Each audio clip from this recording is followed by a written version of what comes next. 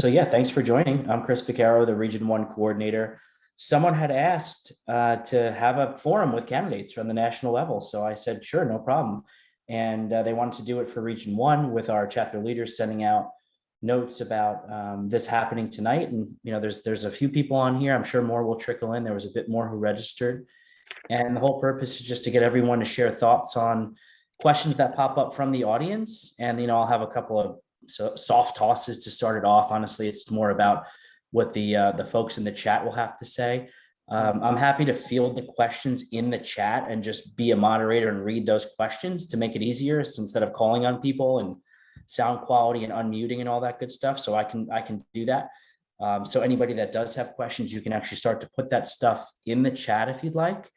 But we should just open up with introductions from, we'll start at the top with the vice president seat, and we'll start with Ashanti and Raphael. And, you guys can give an intro about yourself and why you're running, and just take a minute or so, and then we'll, go through each person in each position. Then we'll get into the questions from the audience. So Ashanti, if you want to kick it off. Great. Thank you so much. First, thanks everyone for coming tonight. I know it's the evening, and I'm sure as we are leading into Friday, you all have busy lives. So thank you for taking the time to kind of listen to all of us and what we hope to accomplish if elected at SPJ. My name is Ashanti Blaze Hopkins. I am the current chapter president of SPJ LA. I am also a journalism professor at Santa Monica College and a former television news anchor and reporter of 12 years, and also an Emmy Award-winning journalist as well. One of the reasons I'm running for SPJ vice president is because I really truly believe that the best is yet to come for our organization. And I think if we can focus on the things that unite us and figure out ways to compromise in areas where we differ, I think we can really push our organization forward and do the best we possibly can do for the members of our organization.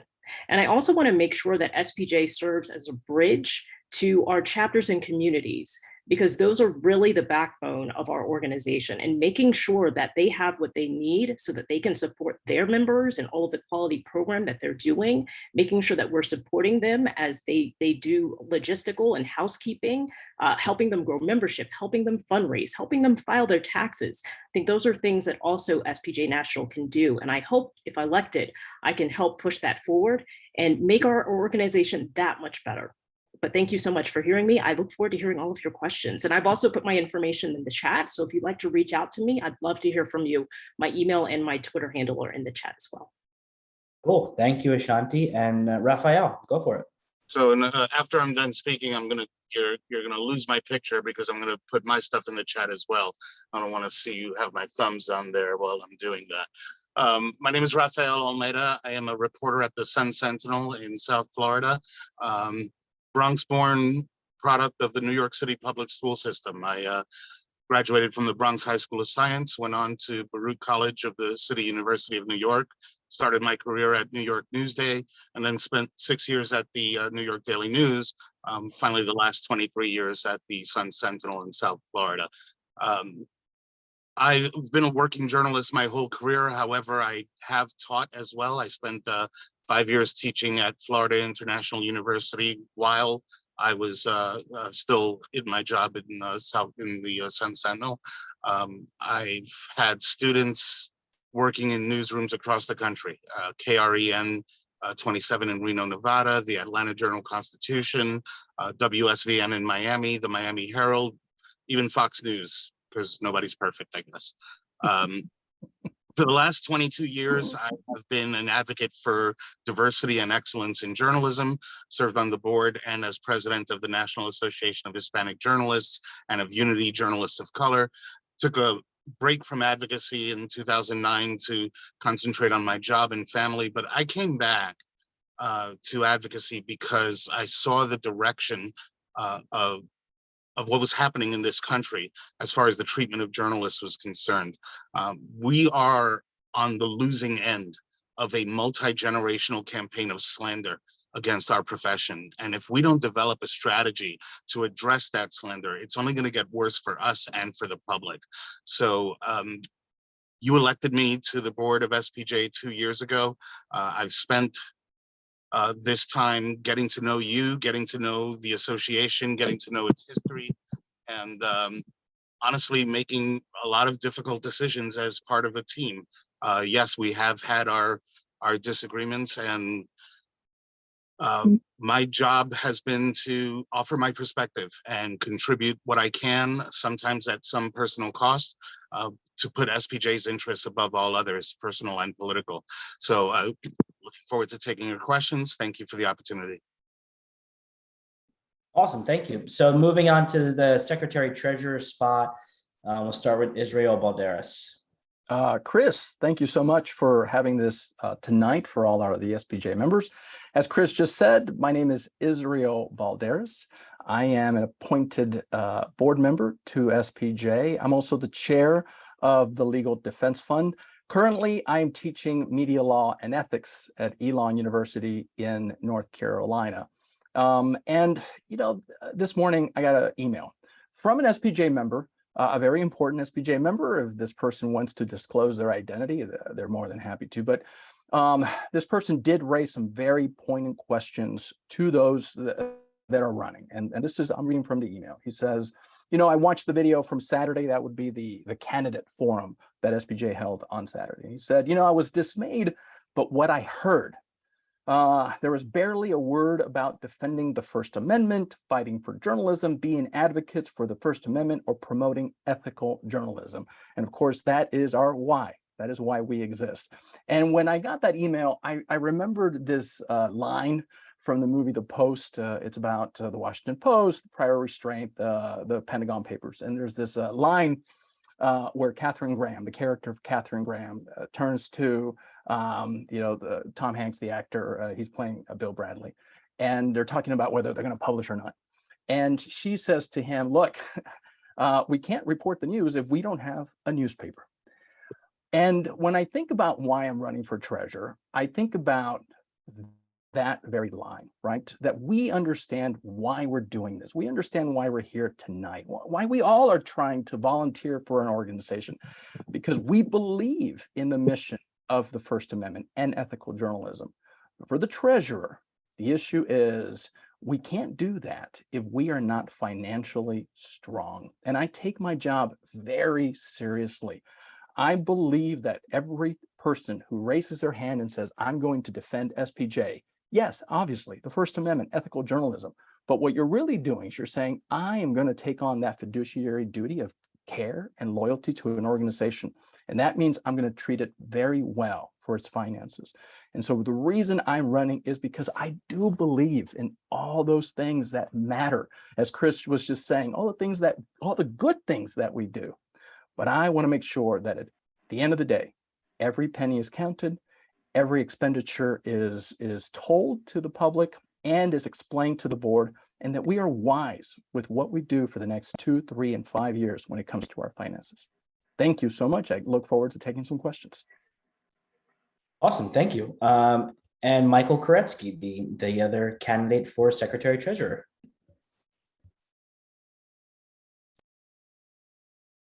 Sorry, I'm going to start off by saying something controversial that shouldn't be.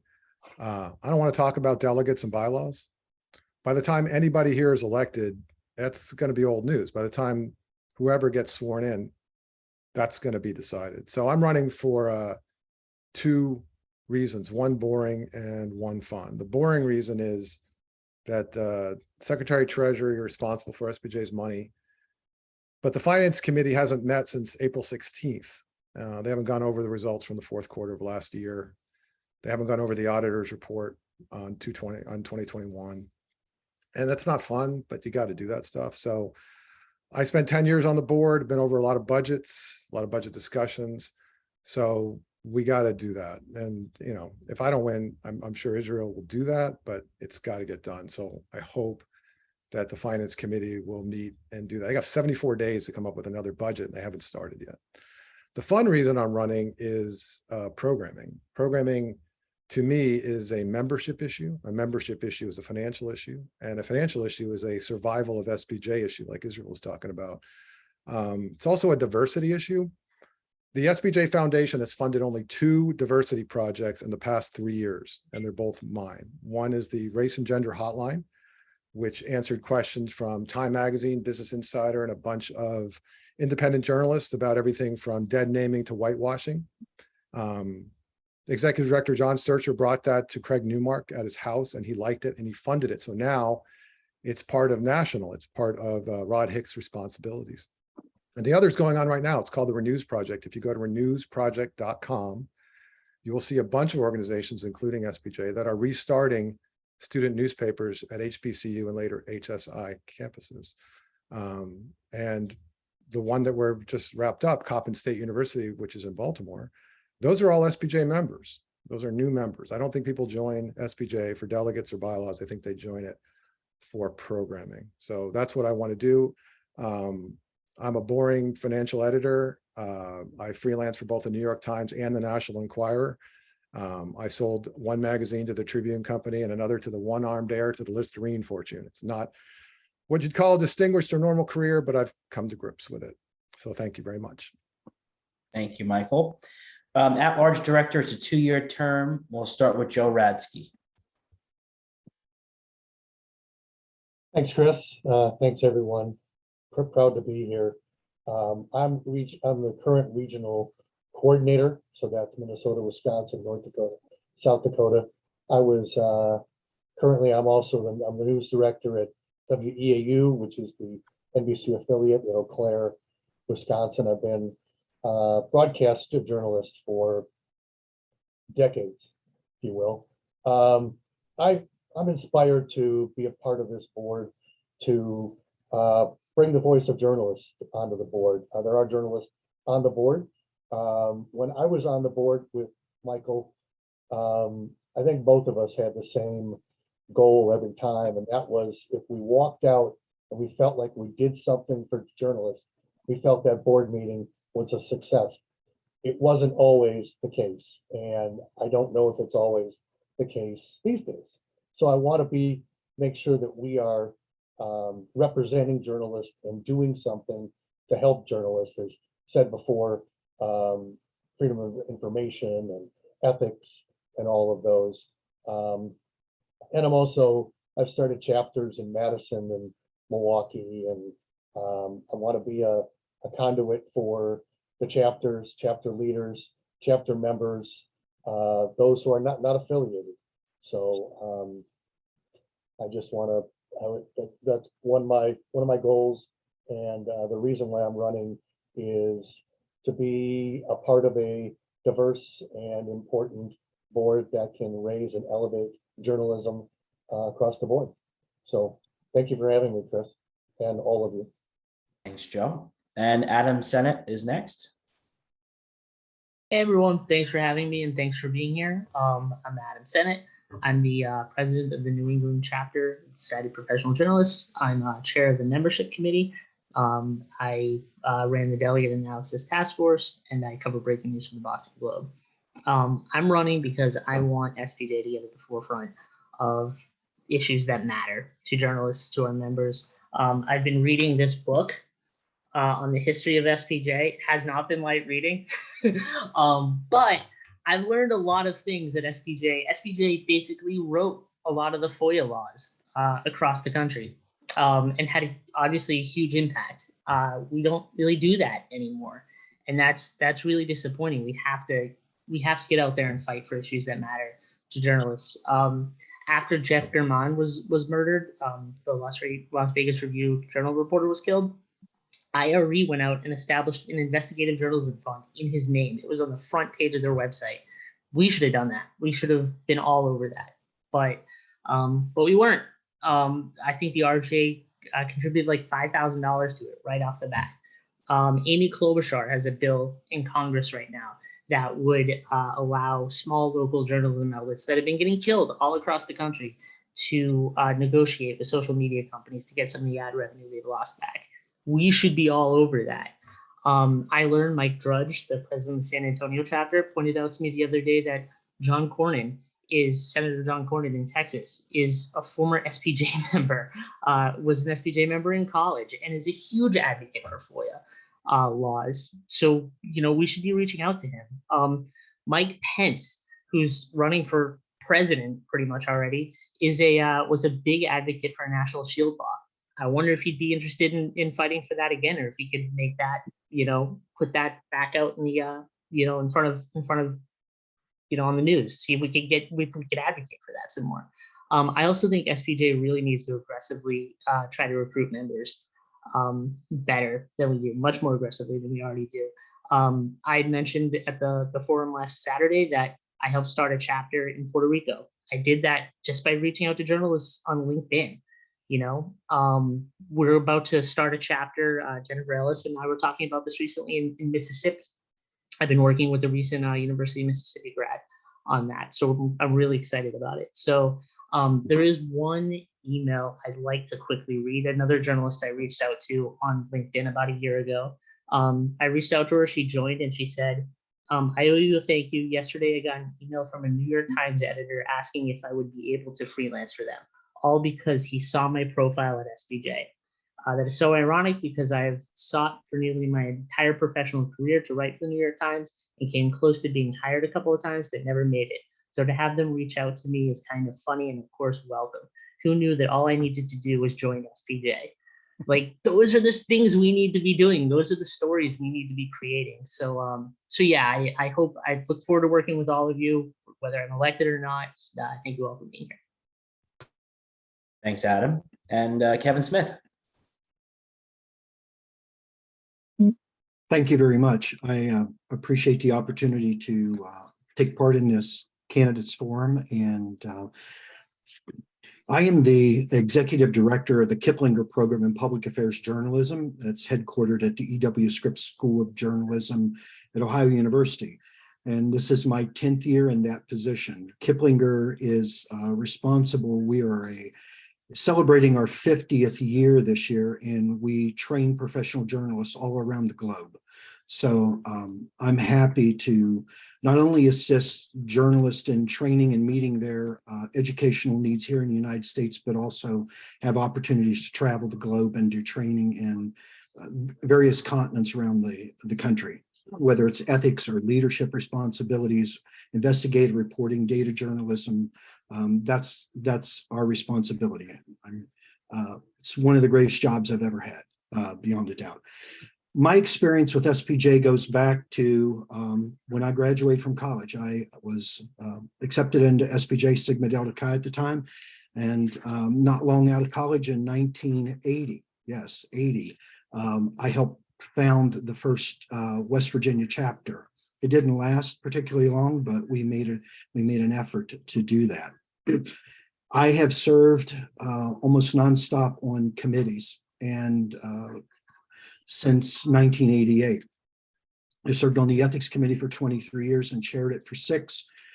Some of you know that I chaired it when we revised the Ethics Code from 1994 to 1996. And then also we started again in 2011 and finished in 2014.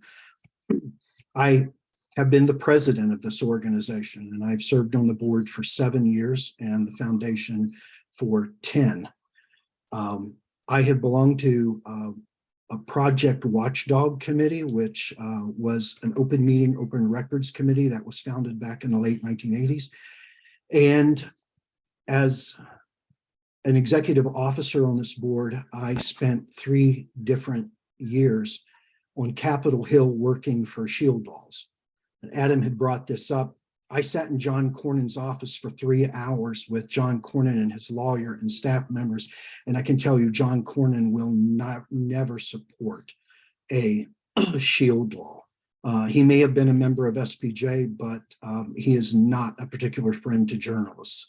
And he is a tough person. I sat in Mike Pence's office and talked to him for quite some time as well. He is an advocate for the shield law.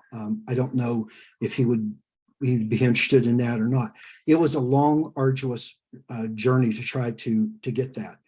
I specifically remember being in Washington, D.C. and going to Capitol Hill and delivering our last plea for a shield law to come out of the Senate Judiciary Committee before I got on a plane and flew to the National Convention as president to deliver the news that we were working on that.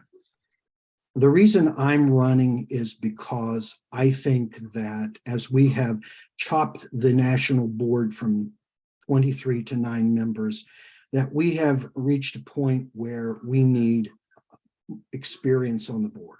We are getting ready to hire an executive director, and we need people with experience to do that. I have been on the search committee, and I have been involved in hiring an executive director. I am also very concerned about the finances. When I was secretary treasurer, and finances are extremely important to this organization, and knowing how the finances work. The fact that we have not had a finance committee meeting, and I can call up SPJ headquarters and I can't even get a budget, is concerning to me. And I think that's something that should be concerning to all of our members. If we run a deficit, we need to know that, and we need to know why we're doing it and how we're going to get out of it. I think being on this board and having that experience will help move us if that is indeed the case. So I'm looking at it from a position of where I don't want to be the old curmudgeon voice of the past who says, well, this is the way we did it. But I do want to bring, that's Michael's job, but I do want to bring a sense of experience and knowledge and wisdom and seasoning to the board, and hope that we can work through some of the problems that we're facing. So thank you for your time and opportunity to speak this evening. Very much appreciated. Thanks, Kevin. And Peter, last but not least, also running for the same position. And I see that you deftly avoided saying my last name, which is Seike. I would have messed it up. And you're right. I actually thought about it for the last minute if I was going to say it or not. And I'm glad I didn't, because I would have butchered it. That's okay. I'm used to it. Anyway, that's my name. I am Peter Seike, and I am running for at-large director. What I would bring to the board is the perspective of a lifelong working reporter at Reuters, who has experienced the pressures, the adrenaline rush, and the enormous responsibility of covering news in Washington and around the country. And there's something else in my background that's unique to me. I spent 10 years as an advocate for journalists in my roles as president and secretary treasurer of the News Guild of New York. I can tell you that running a union requires a host of skills that go way beyond being able to write a catchy lead. And in many ways, running a union is really a lot like running SPJ or any other nonprofit. So when the board gets down to interviewing candidates for a new executive director next year, I think I'll have a pretty good idea of what to look for. One thing I'll definitely be looking for will be ideas for fixing or replacing our membership database and software that have vexed our chapter membership chairs around the country. So if elected, my goals on the board would be to raise the profile of SPJ and to do what we can to increase our membership. We need to work with other journalism groups when possible, and to distinguish ourselves from them when not.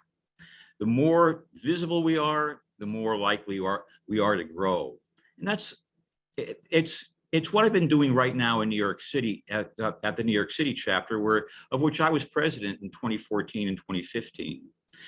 As the chapter's current advocacy chair, I'm working with other groups to try to salvage what we can from an ill-considered new law in New York State that could leave reporters and photographers needlessly vulnerable in dangerous situations, like when they're covering protests and other potentially violent situations. I joined SPJ 48 years ago as a student at Northeastern University, and right after I joined, we hosted a Region 1 conference, and it was actually pretty darn good. We had a couple of Pulitzer Prize winners there as our speakers. My activism with SPJ started earlier this year when I was asked to serve on the bylaws committee. We presented a set of bylaws for two scenarios, one in which we do away with our delegate system in favor of one member, one vote, and one in which we don't. Now, since I'm not a delegate, I won't even get to vote on this issue. But I can tell you that whichever way we go, I think SPJ National has to do more to engage with chapters and communities. Since most chapter meetings are now being held online, all SPJ board members ought to be available to update chapter officers about issues and initiatives that are percolating at the national level. This was common practice at the Guild, and I think it would also serve SPJ well. So I'd be grateful for your support. I look forward to meeting a lot of you in Washington next week, and I would welcome your questions. And thank you very much for having this. Awesome. All right, good. So that was a nice intro from everybody that's running for these national positions. I'll open it up to the group for other questions from the audience now, and you can put that in the chat if you want to ask something. I'll kick it off while you guys are thinking about what you want to type in there, so there's no delay. A couple of folks mentioned the hiring of a new executive director. Obviously, it's pivotal for the organization. It's a nice fresh start for some. It's something that will have an impact perhaps on the business, the direction, the membership, the fundraising. I'll throw it out to the group. What are the qualities in an executive director that you're looking for, and how should the organization go about the hiring process for this time around? And anybody can speak up. I won't call whoever. I'll go. I'll Okay. jump in and go. Yep. I'm actually the chair of the search committee, so I guess I have a bit of an unfair advantage on this question, but I'll take it. I will say this, that I think our next executive director really needs to be someone who is a thought leader and a visionary in our industry. This needs to be someone who can be in the forefront, who can elevate our organization, who can go on news programs, who can speak to the press, who can champion our mission, who can champion our strategic plan and make sure that people know the story of SPJ. We have to have someone in that position that also can be creative and innovative when it comes to fundraising. I also think it needs to be someone who knows how to tell a story and tell our story, because we're not great at doing that.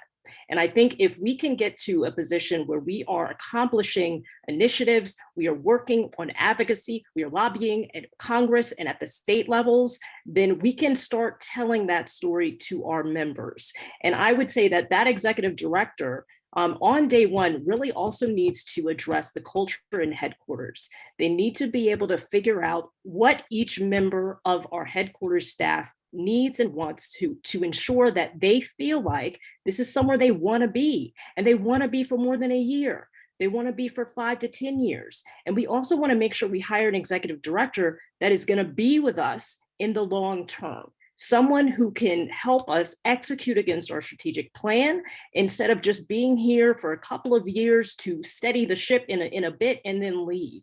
So, my approach as the chair of the search committee is that we have to have a firm do this work.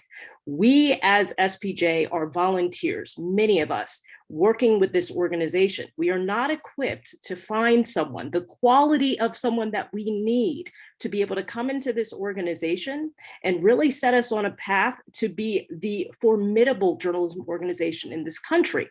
That executive director also needs to be at every single other journalism organization convention, seminars, workshops, so that they are networking with other organizations, other executive directors, so that we can start building a coalition. We will be stronger together when it comes to these issues that pop up, that threaten our press freedoms, that threaten our ability to be journalists in this country. And if we can make sure that we keep that coalition strong, when these issues pop up, as a unified voice, we can actually move the needle and ensure that our industry is going to be around in the next 50, 100, 200 years. So for me, this executive director has to be more than what we have had in the past. And I will tell you this, that the description of the executive director previously did not even require that the person have a background in journalism. And that was the first thing that we changed as the search committee. That was a non-negotiable. Whoever gets this position needs to be a journalist. They need to have a background in journalism, and that is non-negotiable. So I say those are all of the things that I think our executive director should be. They have to be someone that people see. They have to make sure that they can elevate our organization and tell our story. All right, awesome. Does anybody else have something to add? Yeah, I'd like to echo everything Shanti just said. I think that the executive director is, the top person in our organization who's actually getting paid.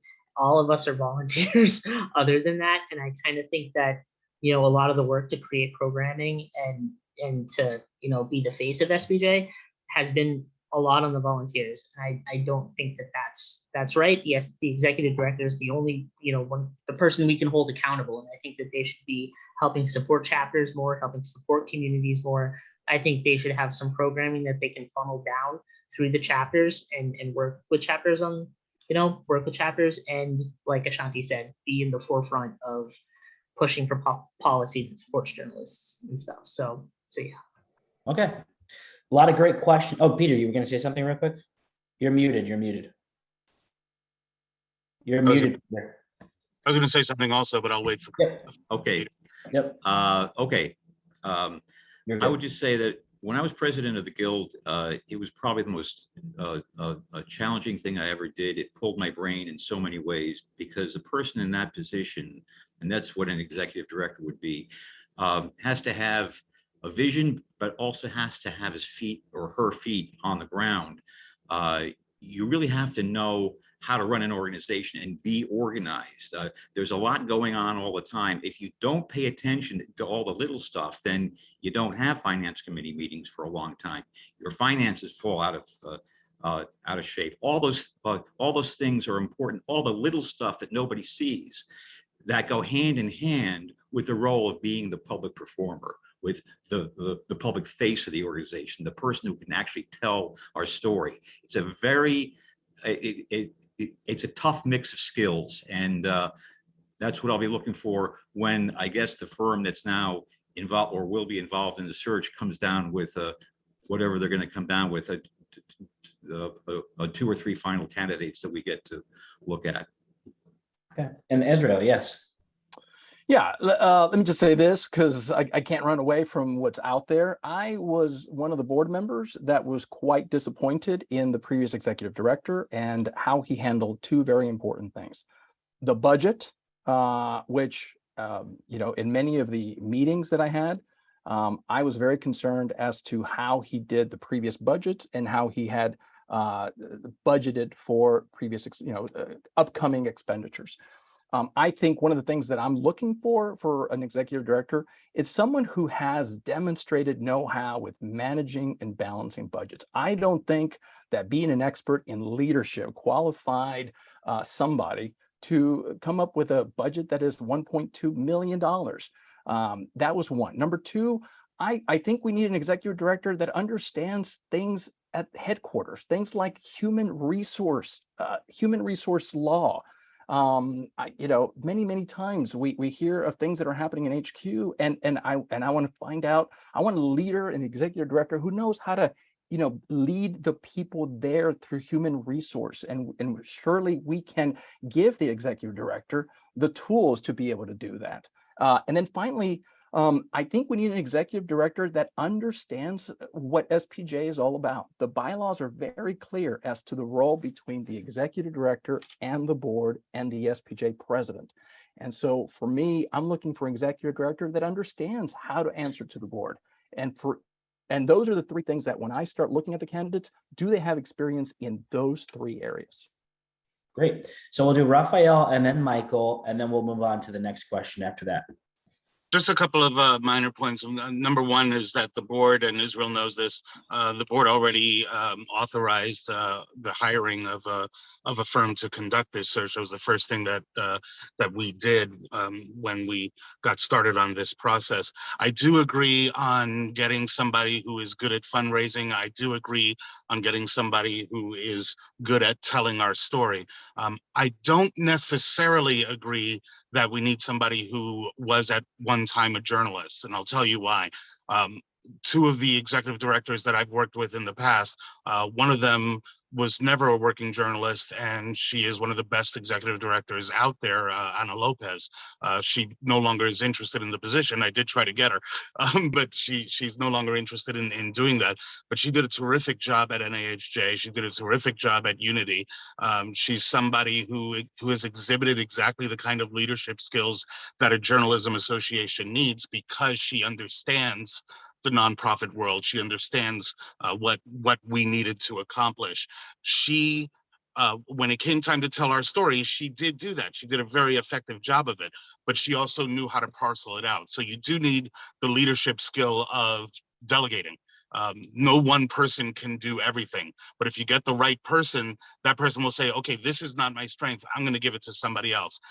I'm not saying that getting a journalist is necessarily a bad thing. I have seen executive directors who were journalists, who knew the business, who knew, who could tell our stories great, who were, as Israel said, lousy with the finances, just terrible with the finances. And we had to work into the night at a board meeting where taking up office space at midnight, 1 a.m, cleaning up a budget because we didn't want to go into deficit. I don't want to see that happening here just because, you know, we had a no exceptions rule on picking a journalist. We need a leader. We need somebody who knows the finances. We need somebody who can tell us, who can tell our story, who can delegate. And if that person happens to have the requisite journalism background, so much the better. But I wouldn't make it a deal breaker. Thank you. And Michael, last one on this topic. I like John Schercher. I got along with him, but I agree with Israel that there were some shortcomings. And I don't think you're supposed to do this with the guy you're running against, but I actually am glad that he did a little bit of that, because I've been on the board when we just gave raises to executive directors. We really didn't drill down on it. I will agree with Raphael and disagree with Ashanti that really, I think the most important thing for an organization our size is that they're ASAE certified. There's Association Leadership Organization.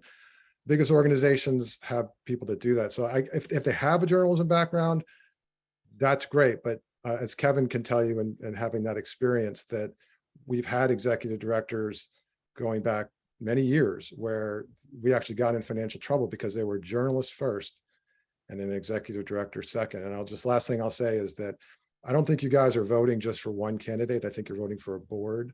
So, you know, if you are going to vote, say, for Ashanti and Israel, then I would vote for someone like Kevin, because you want that balance, because otherwise you're going to have two top leaders who have a total of 1 year on the board and haven't served with any executive director. I think of a board as attention, and that's not a bad thing if everyone's respectful of each other and the results is good. So, you know, I think if you're considering executive director, it's very possible that you could elect a board that has a total of 1 year experience to hire a new executive director who will have no experience. And that's going to be tough when Israel's going to have to play catch up on a finance committee that hasn't met.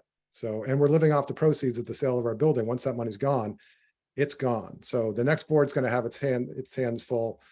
I would urge everyone, I don't care if you vote for me necessarily, but consider the slate of people you're voting for as you're considering executive director. And let me just say this for Michael. I am on the record as saying the $500,000 that we got from the sale cannot be touched for expenses. I made that in February. I made sure that the former executive director knew that. So same thing goes, right? If Michael Koretsky gets into office, what I would say is make sure that promises stays. That $500,000 should be invested wisely, number one, over the next 2 or 3 years, because we're going to go into a recession. But I agree with Michael that money should not be touched, because not for a rainy season, not for emergency reasons. That's our long-term money that is going to help us be viable for the next 10, 15 years. All right, so there's a bunch of questions. Chris, I know I'm going to be the last one to say something Okay. here. I just real quickly, I promise. That is a very long laundry list of things that you're expecting from an executive director. And my concern is, what do you think they're going to pay them? What is the expectation that you're in terms of salary? And looking at the fact that we've been talking about the potential for budget deficits, I think that needs to be taken into consideration. One other thing, and Michael had mentioned this, and I absolutely will confer. We have had executive directors who were journalists first, and it never worked out. And the last thing I will say, and I'm probably going to upset some feelings here, but one of the things that I think is going to be extremely important, whoever the executive director is that the board has to understand that we need to let the executive director do his or her job at headquarters.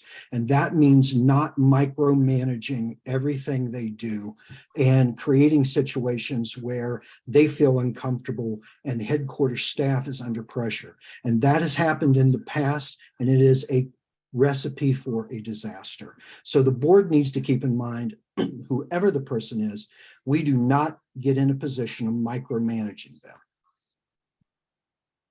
Thank you, everyone, for your thoughts so far on that first question. Good stuff. I'm probably just going to go in order of what I see in the chat, and there's a ton of questions, so you guys can start to read up on them and get ahead on your thoughts if you'd like. But the first one was from Colin DeVries. It's for Raphael and Ashanti from VP candidates. If elected, what would be the first thing you would work on to bolster SPJ membership? Ashanti went first last time, so I'm going to Go for it. Yeah, yep. And rightly so. I think the phrase "think global, act local" is what's going to come to mind here. The first thing that I'm going to do is get in touch with the regional coordinators and plan with them, their strategies for the next year for their conferences. What I'd like to see happen is building relationships with the other organizations on the local level, not the national, but on the ground, where when you have a regional conference in New York, it's not just an SPJ conference, it's SPJ and the same way we do things nationally. I think that pardon me. I think that if we have, what I'm really envisioning is little unity conferences all over the country. I'm hoping to see us pull that off at some point. That may be more of a long-term goal, but I'd love to see some kind of, when you get together, when you put a coalition together, it's not just for the sake of putting the coalition together. There's a long-term goal in mind here. So, for example, with the professional journalism associations, those things kind of define themselves. If you want to have one with IRE, it's going to concentrate on investigative reporting. The environmental reporters, that's what you're going to concentrate on. I think we can work with these groups on the local level to have more exciting regional conferences that more people want to be a part of.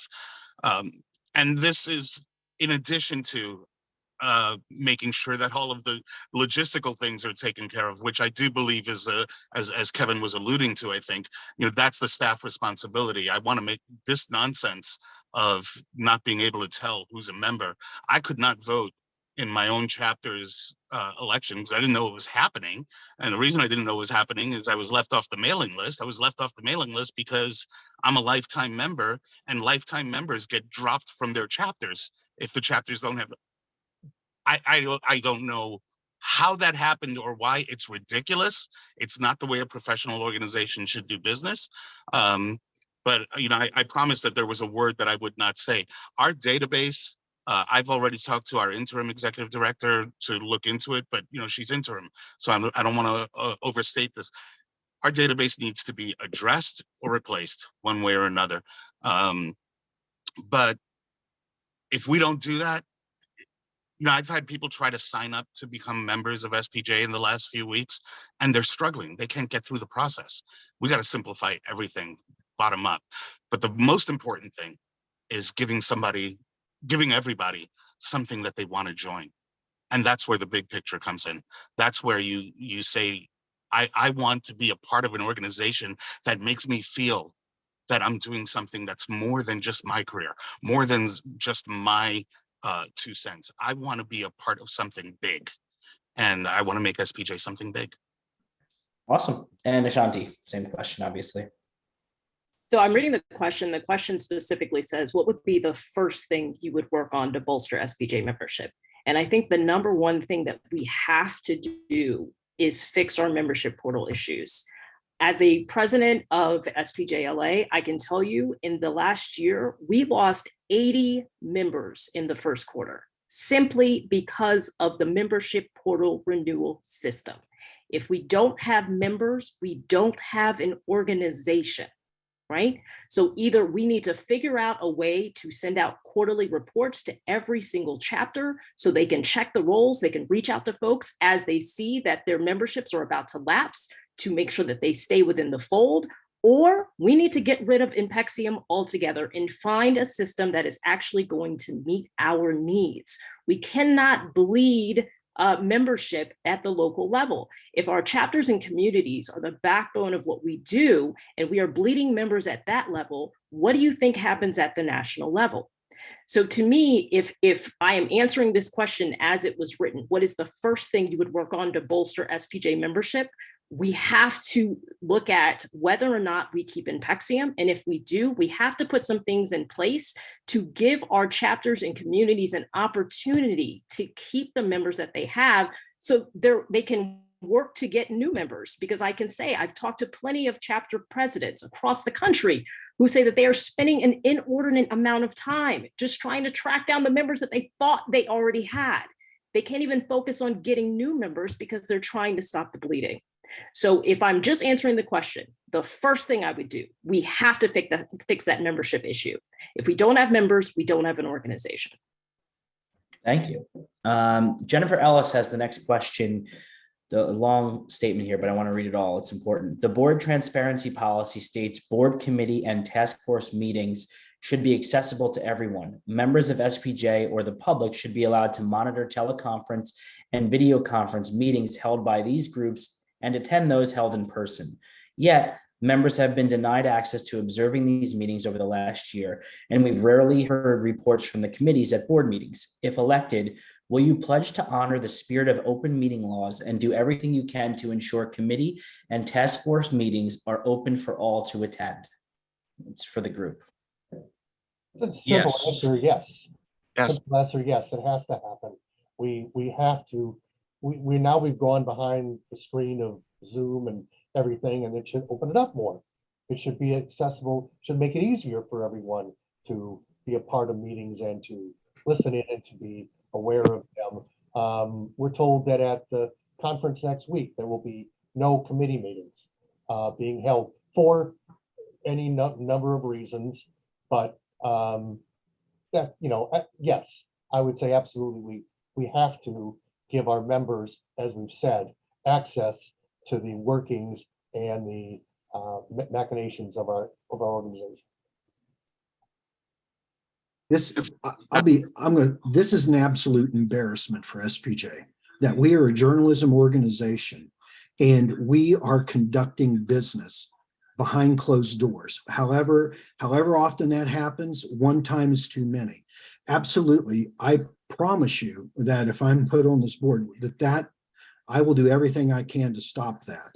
These meetings have to be open. I'm as shocked as Joe and some others are that there's no committee meetings at the national convention. But be that as it may, we can't continue to have meetings that are, and this is not the first time I've heard this. I've been going back and listening to videos of town hall meetings and various things, and this issue gets raised quite frequently, and it has to come to a conclusion. And that conclusion is everybody needs to know everything that's going on in this organization. We're journalists. We would hold any and everyone else responsible for this kind of behavior.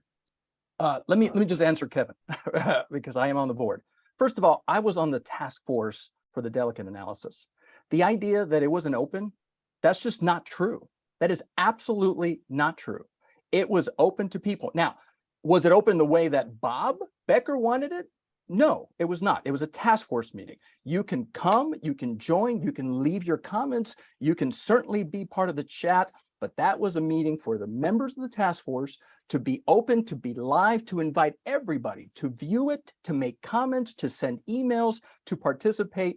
But like any committee meeting, the members are meeting. And so the idea that it's got to be 100% pure, that's not even true. On the issue of people have been meeting behind closed doors. If you serve on the board, you have a fiduciary duty to the organization. That means you got to protect personnel matters. That means legal matters have to be discussed behind closed doors. The bylaws say that, the personnel document says that, and so therefore your duty is to protect the organization, its people, its privacy. You cannot discuss personnel matters because otherwise you're going to open yourself up to a lawsuit. You can't discuss legal matters because you're going to open yourself up to a lawsuit. So yes, I believe in the First Amendment, but if I'm going to serve on the board, my first duty is to the organization and to the people who work there. And I have the power under the bylaws to say, these meetings have to be behind closed doors so that we can discuss legal, personnel, and contract issues. Those are the three that the bylaw says you absolutely, Kevin, can meet behind closed doors. I am very aware of what open meeting requirements are. I covered a lot of government issues, and I understand personnel, and I understand finances, and I understand all of those things. But you have a responsibility. If you're doing this, you have a responsibility to tell the people that you are going behind closed doors for the purposes of having discussions on personnel issues or finance issues or property issues or human resource issues. You have that responsibility. I cannot imagine at every single meeting that you've had that there was a laundry list of all of those things that surfaced, and you use that as an excuse to close off all those meetings. I mean, there is no closed door meetings. The bylaws are very clear on that, Kevin. The bylaw is very clear. You have, if you're going to have a meeting in your annual, your quarterly meetings, that's one. The other one is emergency meetings that you can just have. And by the way, I served on the board. Let me finish, Kevin. Robert's rules say that if you're a nonprofit organization, you do not have to disclose what is discussed behind closed doors. It's just not. And so what I would kindly say to you respectfully, read the bylaw. I did not write the bylaws. You were there when the bylaws were written. With all due respect, the bylaws have been poorly written, but that's what we've got now. And if the bylaws say we have this power, we have this power. And anybody who says otherwise is not telling the truth. Everybody knows that those are exemptions to open record laws. And now you're telling me that Robert's Rules of Order are going to supersede our bylaws? That's absolutely impossible. Read the bylaws. Read the bylaws. We're supposed to follow Robert's rules. It's the last thing on the bylaws, Kevin. I ask you, just read it, please, for yourself. So I want to make sure that I understand this. So you're telling me that every meeting that you had as a board, that personnel matters, finance matters, and matters that were exempt. Not finance. We have to discuss finance matters in public. There's only three things that we discuss behind closed doors according to the bylaws. And those three things, and those things occurred in every single meeting that you had. I promise you, Kevin, if you make it on the board, you will know what I'm telling you the truth right now, because you will know every single thing we've discussed behind closed doors. All things that we've been discussing behind closed doors have been personnel matters, contract issues, legal issues, and the employment issues. Absolutely, 100%.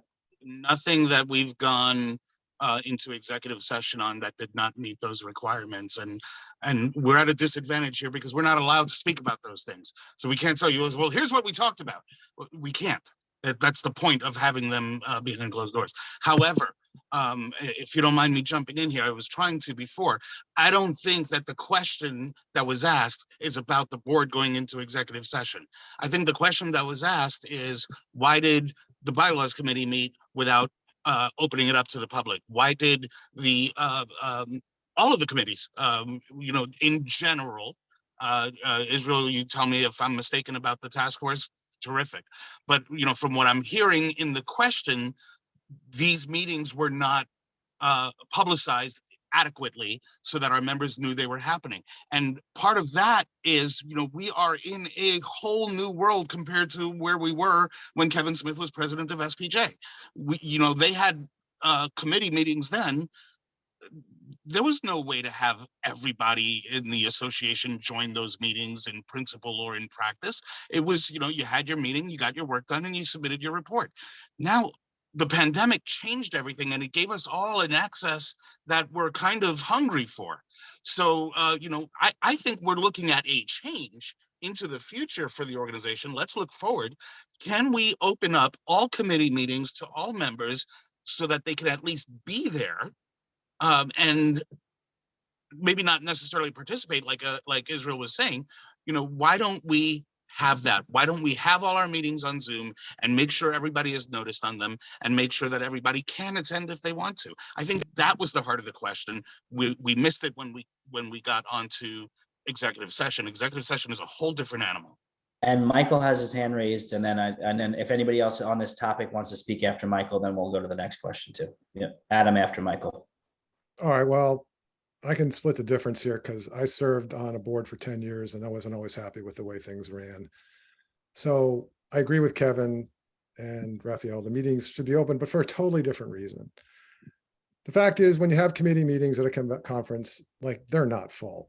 1 or 2 people observe them. However, and I could list you names, one or two people end up being the people that stick around SPJ and do stuff. It's a recruitment issue. Just open the meetings, have them in person. It's a way to suck people into your cult and say, oh, I want to be on this committee. The second thing is, I understand why some of these meetings may not be advertised or open, because we get obsessed with bylaws, and Bob Becker's a smart dude and I like him, but he can be more me than me. So like, when you go to a task force meeting, it's like you're a journalist going to a meeting. Like, journalists don't get up and speak at open forum at a city council meeting. So that's part of the problem too. We get so wrapped up in bylaws and procedures, and I'm just allergic to all of it. Open the meeting, whoever wins, because we're all not all going to win. So whoever wins, do it not because it's a bylaw or it's Robert's rules. Do it because just a couple of people are going to go and drink your Kool-Aid and feel like, I want to be on that committee. I've seen it. I can list you names of people that became president of this organization because they observed a committee meeting. Adam. I'd just like to say, so I served as chair of the membership committee this past year, and of course the Delegate House source. I'd just like to say that Rebecca Aguilar, our president, did require me and the other committee chairs, I believe, to file reports. I believe, correct me if I'm wrong, Israel, but I think she brought that up, those reports at the last board meeting. I could be wrong about that. Maybe it's at the next one. But also, in terms of whether we should have committee meetings at the conference, the convention, you know, I was never told that we couldn't. Rebecca never said to me, like, you can't have meetings. I had never considered having one at the conference. I honestly didn't know. We haven't had an in-person conference in 3 years now. So it wasn't even something that had occurred to me. I think most of my committee members aren't going to be there. Some will. Colin will definitely be there. You know, and I'd also just like to say that Rebecca, before she appointed the chairs, put out an email to like the entire membership saying, if you want to serve on a committee, please let me know. And she got a lot of responses. I know Claire is going to do the same exact thing. So I think there's a lot of recruitment to get new people on the committees. I applaud that. And so I look forward to seeing what the committees will do next year. I think we did a lot of great work this year. Great. Celia had a similar question. She was asking about, you know, what would you do to inform, encourage members to attend national board meetings, though? So beyond the transparency, is there anything that you guys would do to encourage people to attend, members to attend national board meetings, get members to sit in on those good discussions? Ashanti, I had a hand raised, and Peter and Adam. So I actually want to flip this question a little bit, because I actually think that as the national board, we should be doing more to go to the chapter and community meetings. Because here's the thing, you know, as a chapter president, I know that we are often in our silos. We are trying to do programming. We are trying to make sure our budgets are in place. We are trying to recruit members. We are trying to advocate for our members in our areas and our states. And I just think it would be helpful if we could flip that a bit and make sure that maybe we have some national board members attending on a regular basis these chapter and community meetings versus requiring these chapter leaders who do so much and these community leaders who already do so much as volunteers and saying, well, you got to go to the national board meeting every time we have a national board meeting and you need to sit there and then you need to, you know, be involved in the process. I think as the SPJ National Board, we have to do more to reach out and to make ourselves available so that it is easier for all of the volunteers that we have nationwide to be aware of what's going on at the national level. I think a lot of times the chapters and communities feel very left out of the national conversation. They don't feel connected to the national organization. And I think if we can start at the national level, reaching out and being proactive in reaching our hand down to the chapters and communities or across to the chapters and communities instead of the other way around, I think we would see a lot of the silos break down across the country with the chapters and communities that we have. Peter and Adam. Yeah, well, Ashanti took the words right out of my mouth, and she made them sing a lot nicer than I could have ever made them. So I will say that I did say in my opening remarks that I thought this was something that we should be doing, that we should be having board members routinely attending chapter meetings, because you can have open meetings at the national level all you want, and we should. And I come from an environment in the union movement where that was always done. But if you don't have the interest, if people don't know what's going on up there, they're just not going to go. So one of the reasons you do that, one of the reasons you send members of the board out there to attend chapter meetings is because you want to let everybody at the local level know what's going on. You want to keep them up to date on anything that may be percolating up at the board, so that they will have an interest in the next meeting they will attend. And I think that makes us a much stronger organization if they do. Adam. Yeah, I want to echo what Ashanti and Peter just said. I think that's a terrific idea. I mean, the president of SPJ already makes a point to go out and visit the chapters, the board meetings. I know Matt Hall did it. Rebecca's done it. I know Claire's going to do it. Claire's already has a meeting planned with the Fort Worth chapter. I believe I saw it on LinkedIn earlier today. So yeah, board members should be doing it too, and that will help bolster the communication between the board and chapter and community leaders. I also think that SPJ, could promote the board meetings better, and I think the chapters could promote them better, and the communities could promote them better too. We all have social media accounts, and so I think we should be doing that a lot better to let people know that they can be engaged with us. And Raphael and Ashanti, were you raising your hand again, or was it from the original thing? Okay, cool. Yeah, so Raphael can round this out. I'm also going to agree with Ashanti on these. I do think that the way she approached the last question was wise. I'm going to approach this question that way. The question that was asked was, how do we get people to our meetings, not how do we get us to theirs? So yes, we go to them and make ourselves known. But I do think that the challenge here is to sell our meetings to the membership in a way that makes them want to be a part of it. And again, it goes to the bigger picture. It goes to, what are we doing as a board? What are we going to be talking about this time? Our biggest meeting in the last 2 years, we had a big controversial issue that everybody wanted to talk about. That's not necessarily the kind of thing that's going to happen every time you meet.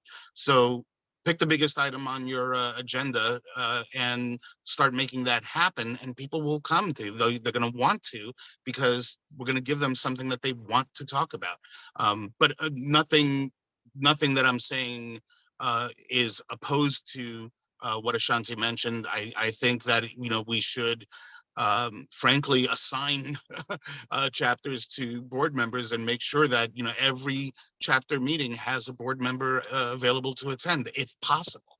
There's a lot of chapters, not enough board members to do that, but let's give it a shot. See what we can come up with. I think that was an adequate answer to the question in the first place. I just wanted to add to it. Adam, you're raising your hand again. One quick thing, we should be inviting chapter and community leaders to the board meetings to talk about the great work they're doing. The more we can promote it, the better. Yeah. Brendan O'Reilly from PCLI had a question. This was echoed slightly before in relation to what will the board ensure chapter membership roles are accurate and that chapter affiliations do not disappear when SPJ members renew their national memberships? I mean, obviously everyone was talking about looking at the platform that's being used and making that one of the primary items for a lot of the agendas for anybody who is elected to office. I don't know if anybody wants to continue to talk about that or if we should move on, but I wanted to make sure I asked the question. Can I just add one thing? Yeah, Michael. Yep. I was just say that the database problem dates back to an executive director we had who became an association professional during his time on the board or serving us, but was not. He was a journalist, but that's when you hire an executive director, whoever is going to be doing this, if they're not association certified, they could make a really bad call. And that's what happened with that database. Okay. Mm. Paula Anderson asks, can Ashanti speak on diversity and inclusion among the SPJ on a local and national level? And after Ashanti too, anybody can answer that question about the importance of D&I for SPJ. Yeah, absolutely. I'm actually an equity coach at my institution, and I lead 2 groups of faculty to help decolonize their curriculum and digitize their classroom spaces. And DEI is kind of at the center of everything I do. So when I first joined SPJLA, for instance, I was one of very few people of color on our board. And I told the board, I said, listen, when I joined the SPJLA board, one of the things that my husband, who is an executive producer at NBCLA, said to me was, thank God that board is very white. And that's a problem. It was an optics problem. And I told my board that. I said, look, these are the optics. It doesn't matter what our intention is. These are the optics. We have to change that. And to my board's credit, right away, they said, you know what, you're right. So we had a lot of board members who stepped down to the associate level just so that they could make room for more diverse voices to join our organization and lead. And I would say that, at the national level, it took me a long time to join SPJ because I didn't see anyone who looked like me. I just didn't. And so I wondered if this organization was for me, if it was an organization that represented people who had my background, who looked like me. Representation matters. It matters a lot. And for me, I made the decision to join SPJLA and SPJ because I said, you know what, instead of complaining about it, I can be the change that I want to see in the organization. And that's important to me. And so I think, I had a conversation just last night. SPJLA had our annual awards banquet. And I had a conversation with a very prominent journalist here in Los Angeles, a Black woman. And I was saying to her, is there a reason why you never joined us, why you haven't joined SPJLA? And she said, I'll be honest with you, I didn't think there was a place for me. No one looks like me until I met you as the president. It didn't even dawn on me to join the organization. And so that is an issue. Representation is a big deal. And it's not just about diversity, equity, and inclusion. How are we making sure people feel like they belong once they are in our organization? What are we providing for them to make sure that they feel like they have growth in our organization, right? At the chapter level, at the community level, what are we doing to make sure that we are making sure diverse voices feel like they have a path to the national board, right? And it's not just about race, it's about age, it's about people from the LGBTQ plus community, it's about people who are disabled, it's about people who are from different socioeconomic backgrounds. All of those things make our organization stronger. Having all of those different points of view, those different perspectives is so important because then we miss what our members need if we don't represent what our members look like on our board. It's not even something that you can negotiate about, right? If we're not focusing on DEI, if we're not focusing on making sure that our members feel like they belong in this organization, we're not going to keep them. We're not going to retain them. And if we can't retain our members, good luck with us being around for the next 5, 10, 15 to 50 years. So to me, DEI is at the center of everything and should be at the center of everything that we do. It's important. And it even goes to the programming that we're doing. Are we ensuring that we have representation on all of the panels that we do, any of the workshops that we do? It's important. Even at the conference, I was happy to see that a lot of the sessions are very well represented, but there's some that aren't. In 2022, there's no way in the world we should have any sessions that have all white people. That doesn't make any sense. It's 2022, right? So I think we really have to make sure that that is a focus in every decision we make, in every initiative that we do, even with our advocacy, right? How are we making sure that we are advocating for those journalists who often, not that they don't have a voice, they're often just not listened to, right? They've been speaking, they've been talking, nobody's been listening, right? And so how are we making sure that we are positioning our organization to listen to all voices and to include them in the conversation and to include them in the leadership of this organization? Because if they don't have a seat at the table, then does it really matter that they're here? So to me, that's the importance of DEI, especially with SPJ. I hope I answered your question. Thank you so much for that question. I appreciate it. Yeah, absolutely. And so Michael and then Israel. Oh, you're muted, Michael. Your mic. Sorry about that. That's one of the few times that ever happens. I was I was saying that a few years ago, I was wondering about our South Florida board, our SPJ Florida board, because it was very diverse, and I wanted to see if it was how it stacked up, and we don't track that. So one thing would be we give out. I'm a regional coordinator. We give out chapter of the year awards. We give out a diversity awards for a program. I don't know why we don't give out an award for the most diverse board. That's number one. Number two, I think programming is the solution to everything. The most diverse program, I guess, according to President John Enslin and Executive Director Joe Skeel, we did a program called Rural Right for Food. Did it for about 6 years. We flew in 25 college journalists from around the country to take over a homeless shelter newspaper over Labor Day weekend. And, we actually quizzed the participants, and the trans students and students of all color came to that program because it was a good program. And some of those people are still in SPJ. One of them is running for Region 5 coordinator. So I do believe that's the answer. The other thing is that I do a lot of programs, but I'm not the face of those programs. So the Renews Project is led by two great Black journalists, Wesley Wright and Leslie Streeter. Muslim Media was led by a Muslim journalist. We actually got journalists together to meet in a dozen mosques around the country to talk, have a meeting about teaching journalism and Muslim community concerns during 2016.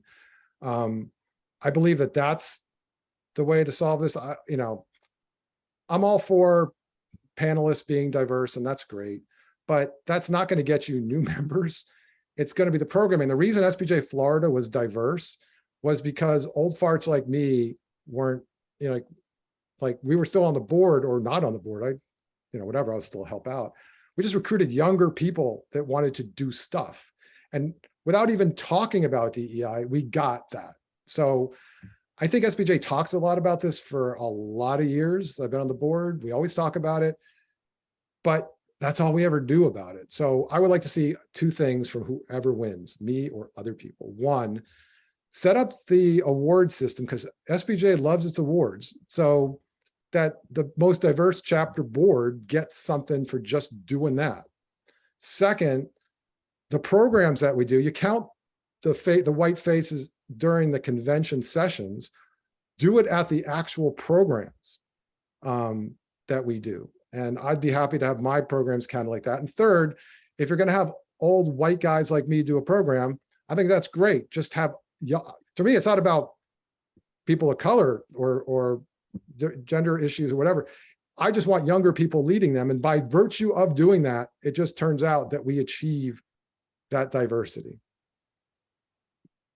Israel and then Raphael. Yeah, and just to follow up on how we achieve diversity, I think part of that also is people need to see that I matter, that you matter, you belong. We have one of the most diverse boards that we've ever had this past year. Rebecca, the president of SPJ, appointed the first trans woman on the board. I think part of it is, yes, we can have programs. Yes, obviously we want to help diversity of people, opinions, of race, of class. But I think since we've been talking about how public is this board, we also need that board, if it is going to be public, if we're going to invite the public out, that they need to see that it's a diverse issue. And I would say that part of DEI and B, right, diversity, equity, inclusion, and belonging, is this one person, one vote issue, because we need to get rid of who has the power, and we just need to diffuse it. And I think if you have members with diverse backgrounds and they feel they have a voice in SPJ, I think they're going to bring more of their friends to the organization. And Raphael. One of the things that we did at NAHJ, and this was years ago, the economic downturn kind of put a stop to it, but we had something called a parity project. It was a brilliant idea. What NAHJ did was we examined the census data for all the areas that had major news organizations, and we compared the census data to the newsroom population, and we were able to tell people, we were able to tell newsrooms, hey, you're in a community that's 50% Latino, and you have 2% Latino staff, and they were so embarrassed that they paid us to to offer the kind of counseling that they needed to recruit the people that they needed. Now, I'm not saying that that this is something that we need to go to that kind of extreme, but I do believe that we can look at the communities that we are in. SPJ Florida can do this, Atlanta can do this, New York can do this. When you look at your community and you see diversity, and you look at your chapter board and you don't see that diversity, now you know where the problem is. You can actually do something to actively find those people. That is why my answer to the previous question was, I'd like to see a bunch of mini Unity conferences. I think that, obviously that's not what we would name the thing, but I do think that we can create events, organize events that get other people involved who are not necessarily part of what we've been in the past. So if we have,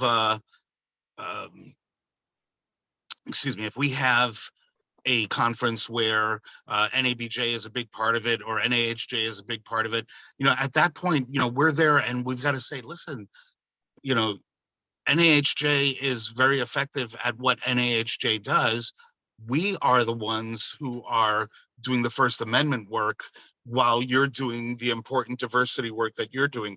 Let's join together, not just in cooperating, doing these events, but as members of each other's organizations. And I think that will be a sell. All right, Adam, yes. I just want to quickly say, I want to echo everything everybody said. Israel mentioned the first trans woman serving on the board.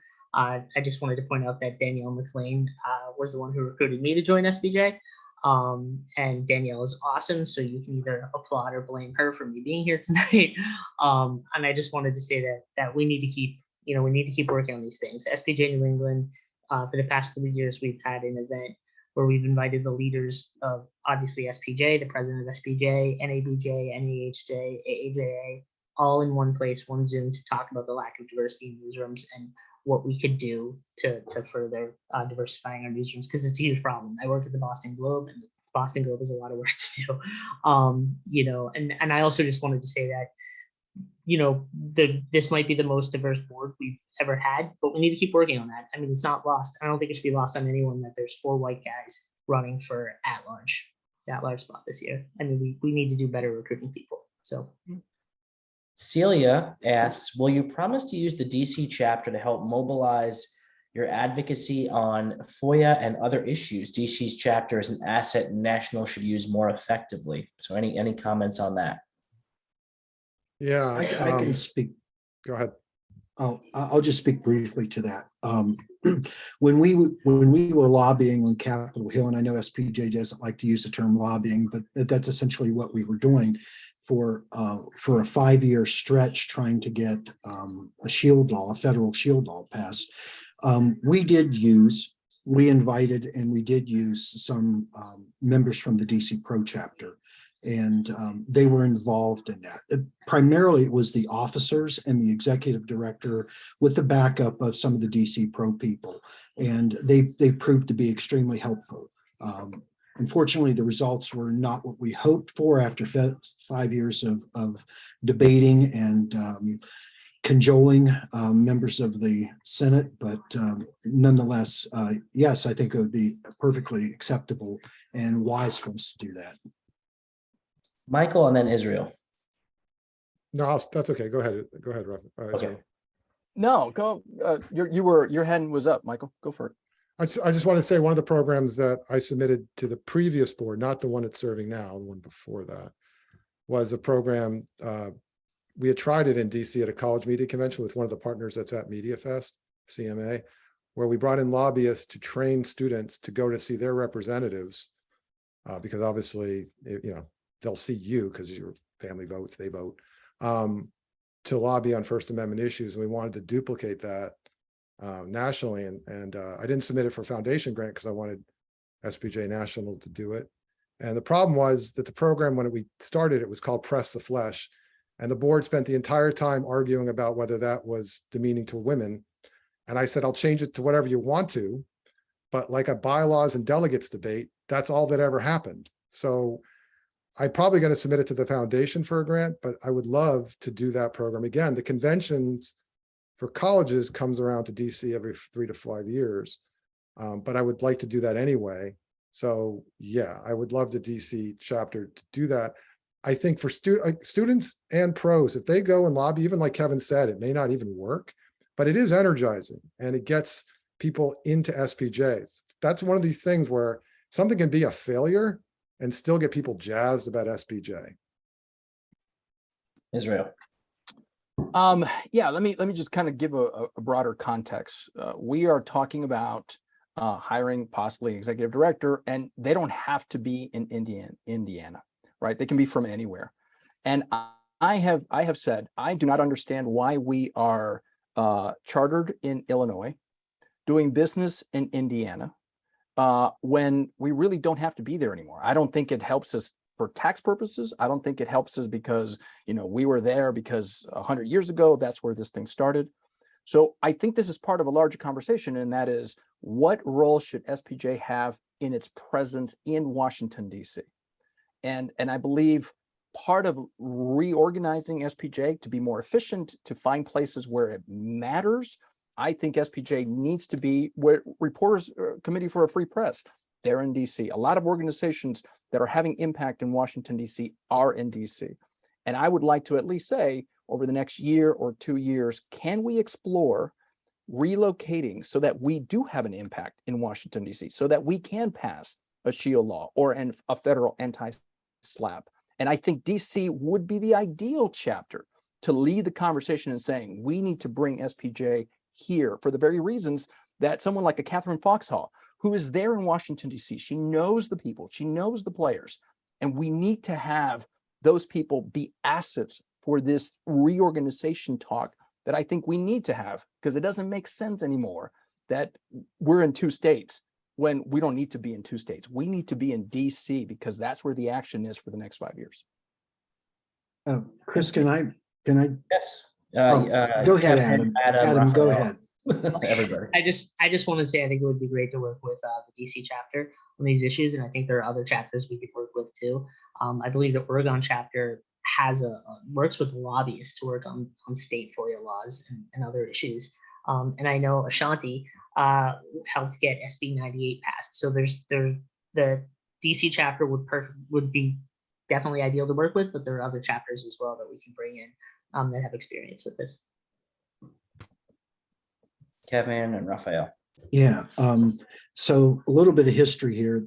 We did at probably back in the early 90s, there was concerted discussion about actually hiring a lobbyist full time who was based in DC, who would do work for us.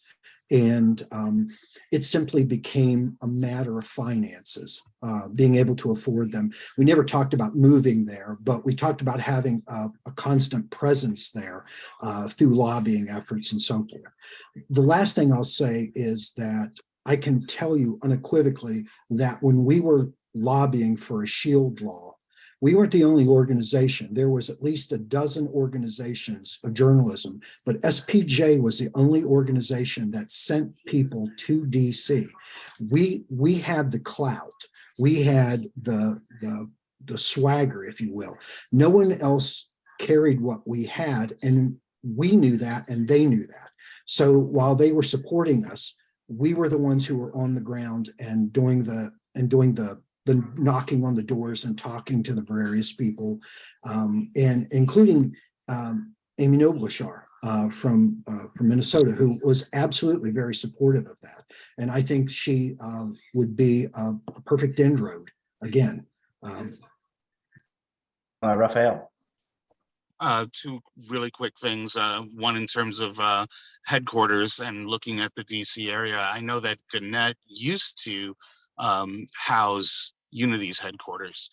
So I think that well, they might be open to an approach saying, you know, here's our pitch, you know, give us our space that we don't have to pay rent, and you know, they get the clout of hosting one of the nation's premier journalism associations.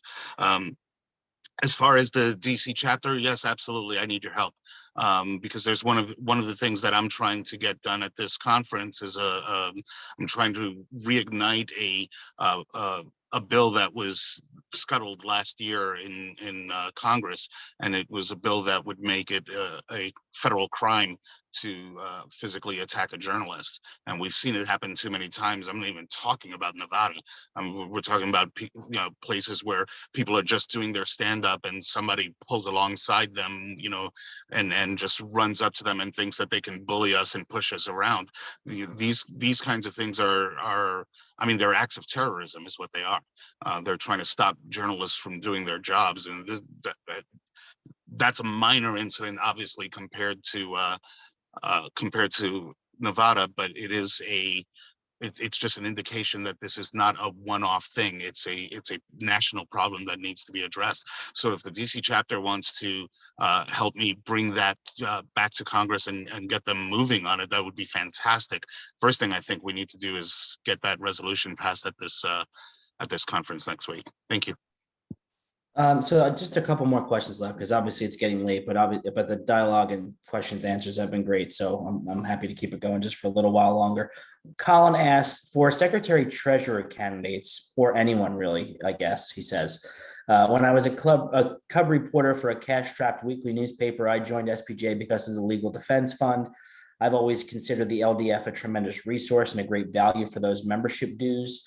What can we do to help promote the LDF better to show how much SPJ cares and invests in defending press freedom and attract more members interested in that protection? Well, Israel should go first because he's chair of the committee, Totally. right?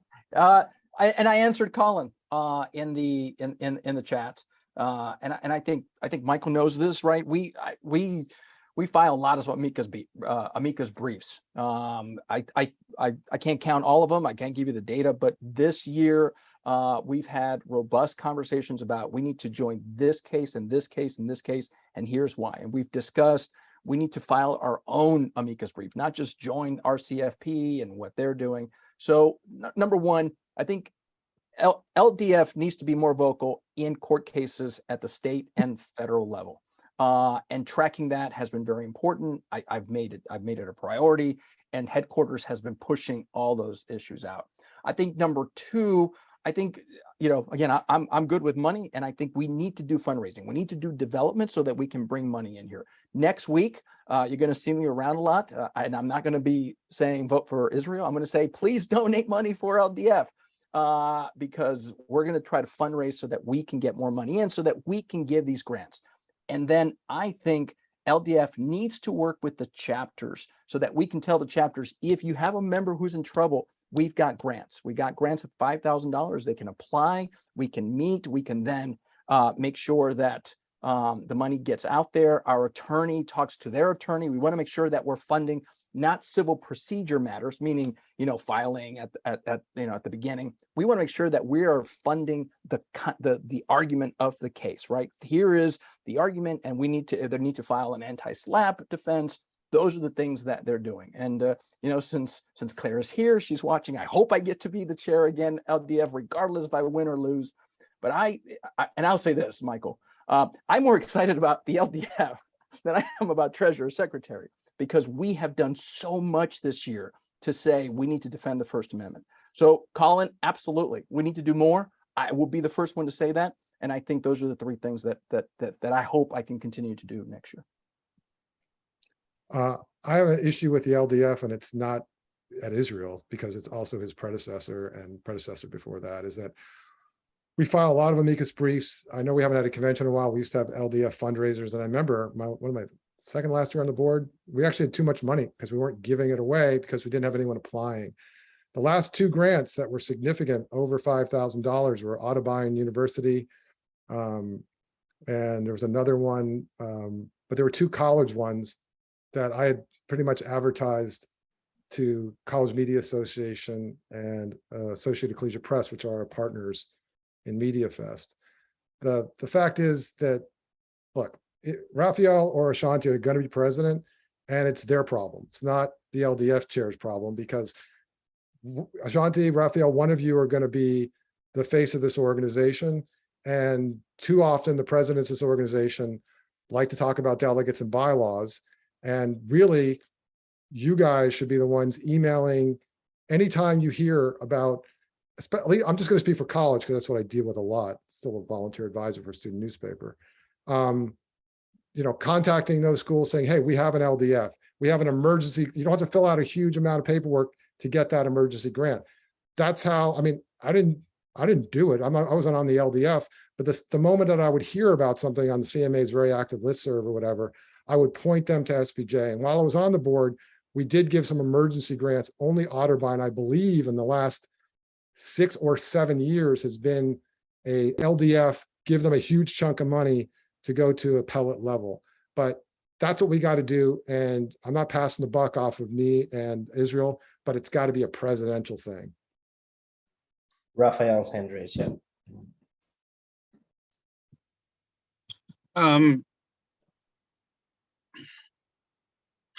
I want to say thank you to Israel for his work on the LDF and those the important issues that are raised there. At the beginning of this meeting, Israel made reference to an email that he had received. I actually take a little bit of issue with this, because with the issue that he raised, it was I didn't hear enough about First Amendment, or I didn't hear enough about defending journalism at our last meeting. I think we didn't hear enough, period, at our last meeting. That's a different issue. But I do recall bringing up the resolution that I wanted to pass about violence against journalists. I know that Ashanti has done incredible work making sure that we're protecting journalists from police misconduct. These are bread and butter issues for SPJ, and I'm just excited that somebody like Israel, who is that excited about the LDF, is in charge of it, and I'm pleased to hear that, and grateful for his service. Ashanti. Yeah, I just wanted to say, I think one of the issues that pops in my head, just listening to Israel and listening to some of the other candidates talk about the Legal Defense Fund is, again, we have to do better about telling our own story, right? And we have to do better at coming up with a stronger digital marketing strategy to do so, right? And so, making sure that where our members are is where we're meeting them, to share with them all of these things that we have going on, to share with them we have this legal defense fund, to share with them here's how do you apply, to share with them all of these things. So, incorporating a very strategic digital marketing plan that includes things like podcasts and videos and infographics and explainers, so that we are always ensuring that our members and also our non-members, those who could potentially join our organization, are very aware of what the resources that we have are, how to access them, how to apply for them. We have to do a better job of sharing with the world why SPJ is important, what we do, why we do it, and how we do it. And if we can't do that, it's going to be very difficult for us to, one, retain the members that we have, and two, to start to recruit new members and make sure that other organizations want to work with us. If they don't see us doing anything, what's the point of partnering with us, right? If we're not telling our story, it makes it very hard for us to make sure that we are going to be around for the next 10, 20, 30, 50 years. And so for me, I think part of this issue is really taking a strong, hard look at our strategic marketing plan and making sure that it's the best it possibly can be. We have some great people at headquarters working on our marketing team, but we can always improve, right? Let's look at some new strategies of how to market, especially in the digital spaces where the majority of our members and potential members are currently. Well, we're already at 90 minutes or longer, actually. And so maybe we'll just do one around the horn, final words from everybody. But this has been awesome. We're just looking in the chat. we could have 4 hours of this conversation, and it's good stuff, and it's meaningful, it's powerful. There's tons of action items to come. And I was going to say to my closing sentence or two, but honestly, win or lose, the future of SPJ, just based on the people in this chat, is healthy, is strong. The communication here was great.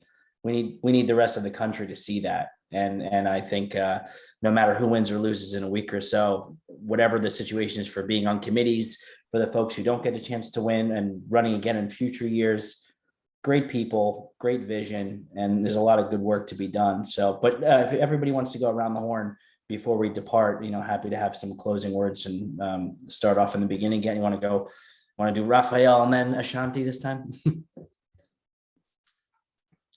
Where'd he go? Did he pop off? No, he's there. Muted. Okay. My family is due home from a baseball game in a couple of minutes, so I had to put myself on mute because God knows how much noise they're going to make when they come in here. Yep. I'm a dad. I have two sons, ages 13 and 11. We have foster children. We're a foster family with our local Department of Children and Families because we're a family who gives back. We give back of our time, of our resources, of our devotion to causes that are bigger than ourselves.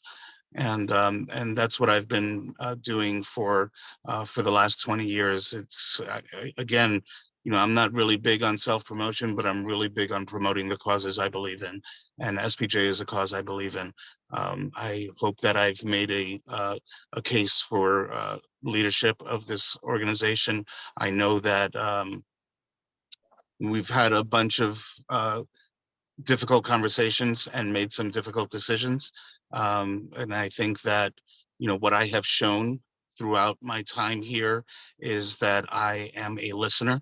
I am somebody who is not dogmatic about the things that are important. I think that, the important thing is making sure that we move forward as a team. And I'm not ego driven. I don't have I know that I've demonstrated, I think very clearly, that if I am going one way and the entire membership appears to be going another, I'm going to go with the membership. I'm going to do what I think is right for SPJ. I am an independent voice that SPJ members can depend on. Thank you. Ashanti, First, I just want to thank Chris so much for pulling all of this together. And I want to thank all of you again for coming and listening to all of us kind of state our case for why we want to be a part of the national board. I would just start by saying, SPJ has been an amazing opportunity for me to become an activist for free press. And being able to be a leader and pull together a coalition of folks to lobby a state legislature to pass bills that would ensure that our press freedoms here in the state of California remain strong, and that journalists could cover stories on the ground without threat of being detained or arrested. It's just so important. And I think, being a part of that process really solidified for me the reason that I wanted to run for the national board. Because to me, if we could do those things, if we could move those needles at the state level, my gosh, what we could do at the national level. I've seen what works. I've seen how we can work together to get things done. And I really and truly honestly believe if our organization at the national level can quiet the noise and can start focusing on the things that we have in common that we know we need and want to do as an organization, if we stick to our mission, if we stick to our strategic plan, we can accomplish so many more things than we ever thought possible. But we have to do that. We have to stop the infighting. We have to focus on the things that matter. And you know what matters? Our members, our industry, our democracy. Those are the things that matter. And that's why SPJ is so important in our country. And I want to make sure that we remain the forefront organization when it comes to advocating for press freedoms, when it comes to advocating for journalists, when it comes to making sure that journalists are safe when they're out in the field covering the stories and making sure that the public is informed. It's important more now than ever before. Journalists need us, and they need us to be on our A game. And we can't be on our A game if we're infighting. We have to be stronger together. We have to do this together. And so I ask for you to vote for me for vice president of SPJ. I have a history of building coalitions, and I know I can do the same at the national level because the best is yet to come for our organization. Thank you all so much, and I look forward to seeing many of you in DC next week at MediaFest 22. Thanks so much. Thank you. And Israel? Chris, this was awesome. This was awesome. Why you're not on the board, Chris, I don't know why. But you know what? If I do make it on the board, gosh, I'm going to beg you every day that one day you got to be on the board because what you do for SPJ really matters. When the time is right, yeah. We'll get there. Let me say this. A few years ago, I was down in South Florida. I was an advisor at PBA. I had just left the news business. I never met Michael Koretsky, but I knew of him because he was down the street at FAU. And I remember there was this issue. He was teaching the kids to be pain in the asses to FAU, and FAU was like upset. And I was like, man, that's awesome, right? That's my job as an advisor to do that. And I remember that because I think that's what SPJ needs. SPJ needs to be that bold voice, right? Yeah, sometimes we need to be a pain in the ass because we need to remind people that the First Amendment matters and that ethical journalism matters. And you saw me and Kevin going back and forth today. And Kevin, that's how I teach the First Amendment, right? You and I are probably going to have beers next week. And Kevin and I have had debates about what is ethical journalism on social media. I think we all care. We really do. Again, being down South Florida, I remember when SPJ Florida was giving money to out of work journalists. Man, those are the little things that matter. Colin is listening. I remember Colin and I had a great debate because he didn't like the attorney we had at SPJ. And I spent 2 hours saying, but this is why we're doing it, Colin. We disagreed at the end of the day, but I know Colin cared for ethics and Colin knows that I cared for First Amendment, right? Everybody who's here, one time or another, we've had debates, but I'm going to tell you this. I know for a fact that we love this organization, that we care about this organization, and we care about the First Amendment, and we care about ethical journalism. So what I would say is, you know what? Vote, get involved, do something with SPJ, run for the board, come and hear our meetings. But we are all, I think, committed to making sure that the next year is even better, right? And again, I'm on the board right now. We've had an amazing year. I think we had an amazing president. I'm going to tout everything she's done. I think I'm excited about Claire coming on. And I really do believe, I don't want to take your words, Ashanti, but the best days do lie ahead. So thank you. Vote for me for Treasurer Secretary. All right, Michael Koretsky. Vote for a balanced board. I didn't like all the boards I served on 10 years ago. I didn't like this board. I had issues with just some of the, sounds weird coming from me, but some of the decorum of it. If anything, watching some of the stuff this past year made me reconsider some of my own behavior, I think. But I would think it would be nice. I think maybe the solution is a little bit of this board and a little bit of the older boards, but not just one or the other. So that might mean that you have to vote against your own tribe. It might mean, I mean, SPJ has become quite partisan, and that sucks because it's over delegates and bylaws, which no one joins this organization for. But I'm just going to ask you guys listening now, or when you talk to other people, if you have to vote against your friends to achieve that balance, it's for the benefit of the organization. And from what I heard today, I don't think anybody is going to take that personally. I don't think anyone's going to drop out of SPJ or throw rocks at each other. So I just beg of you guys, as someone who's served on this board since 2008, has seen more problems than just a database. You just do not vote for all new people, and you certainly don't want to vote for all old people, but you do want to balance. And Joe Ratsky. Thanks again, Chris, and everybody here in Region 1A. I love being a journalist. I love that everybody in this room and on Zoom and all the candidates are journalists. So when you vote, vote for your journalism. Thanks, everybody. Thank you. Adam?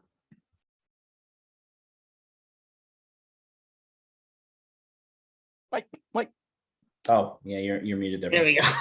I had a little trouble there. I just wanted to also just say thank you, Chris, for putting this together.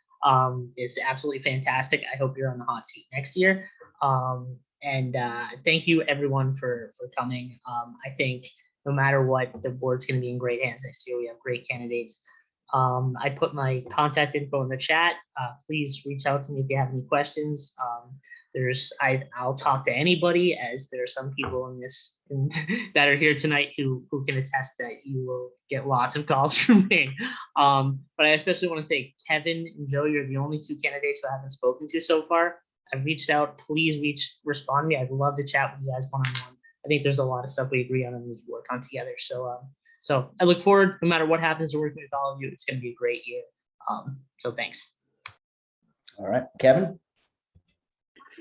Well, I'm going to echo what everyone else said, and thank you for having this. This is a great opportunity to talk, to debate, and to show our passions and our love for this organization. I hope in some small way that I have left you with an understanding of why I'm running for the board. And if you were to put me on the board, I promise you that I will bring the same dedication to the society and its members that I have in the past. I think it's important that we have experience. I think it's important that we have leadership, a leadership that works toward building consensus on the board and doing what's the best for the society.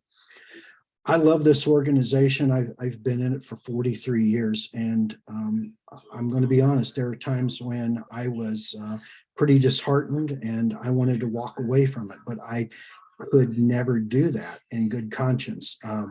Those thoughts were sometimes frequent, but I always pushed them away because I knew that this organization had a lot to give and has a lot to give to journalism. And as I had said earlier, when we were on Capitol Hill lobbying, I knew that this organization was special. I knew it was powerful. We were the oldest, the largest, and the most prestigious journalism organization in this country.